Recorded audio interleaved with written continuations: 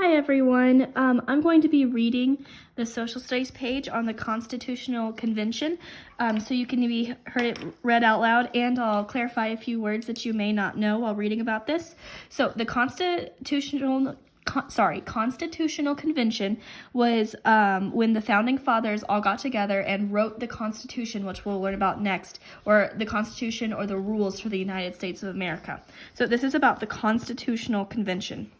Between May 25th and September 17th, 1787, the Constitution of the United States was written. So that was a lot of months to write one document, so you can tell it's going to be very, very important. James Madison has often been called the father of the Constitution. He arrived in Philadelphia for the convention almost 2 weeks early so that he could start planning what they needed to get done.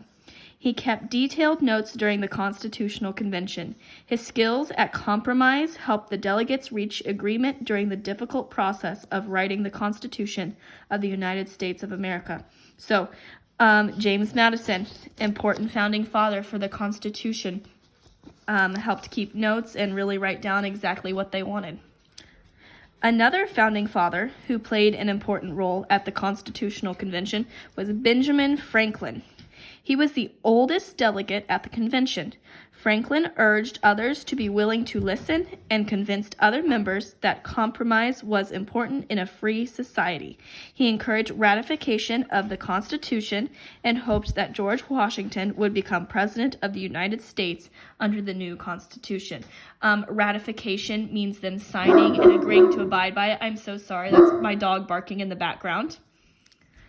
So he encouraged ratification, or the signing and approving of the Constitution. And in our last paragraph, George Washington, which lots of you know, presided over the convention. Presided means was in charge of. So he took over and helped monitor the meeting and say who was speaking, and he was in charge of it. He also went back to the Virginia legislature, where he was a representative, and encouraged them to ratify the new Constitution. Eventually, all of the states ratified the Constitution, but not before a lot of fussing and fighting. So when it says states ratified, it means the states all had to agree to the Constitution, that they agreed to abide by these rules that the people had set up. So the Founding Fathers wrote the Constitution, but then they brought it back to the people to vote on, which is something that America stands for, is the people voting on it. So it's neat that that's the way our country started. So down here, you're just going to match each founding father to his description. We talked about each one of these, so you'll just find which one goes with each one. And then one last little fact at the bottom. Elbridge Gerry, George Mason, and Edmund Randolph refused to sign the Constitution because they objected to the powers that the Constitution gave the federal government. So even though all the states agreed on the Constitution, there were some people who were not happy with it.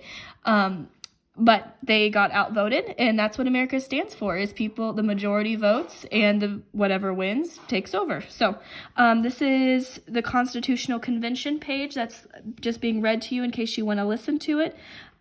You guys have a great day.